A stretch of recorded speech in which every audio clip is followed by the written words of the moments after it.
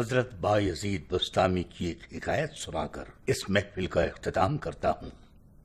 حضرت ایک دن مریدوں کے ساتھ تشریف لے جا رہے تھے۔ قریب ہی وہاں وہ ایک اقامت گاہ پہنچے۔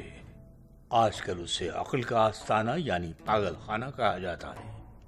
جب وہ وہاں حکیموں سے گفتگو فرما رہے تھے، ایک حکیم روحانی مسائل کے حل اور دماغی مسائل کے لیے دماغی علاج کی دواؤں کے بارے میں بتانے لگا۔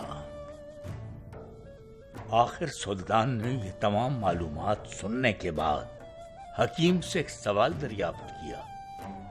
حکیم افندی، آپ نے تمام امراض کے علاج کے بارے میں بتا دیا، لیکن یہ بتائیں کہ گناہ کے مرض کا کیا علاج ہے؟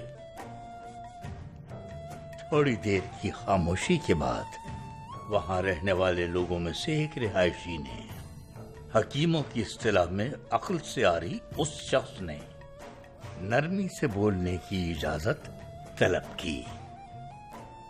اگر مجھے اجازت ہو تو میں اس کے علاج کے بارے میں بتاؤں۔ حضرت بایزید بسطامی نے عقل سے آری اس شخص کی درخواست پر اس کو اجازت دے دی۔ حکیم صاحبان بھی یہ جاننے کو بےتاب تھے کہ آخر وہ مریض کہنا کیا چاہتا ہے۔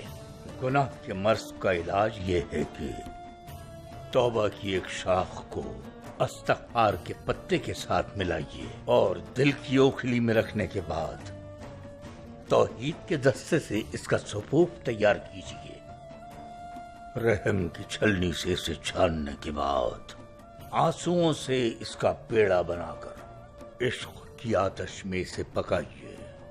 محبت و اخلاص کا خالص شہد ذرا سا ملا کر صبح اور شام قناعت کے چمچے سے تھوڑا تھوڑا کھائیے۔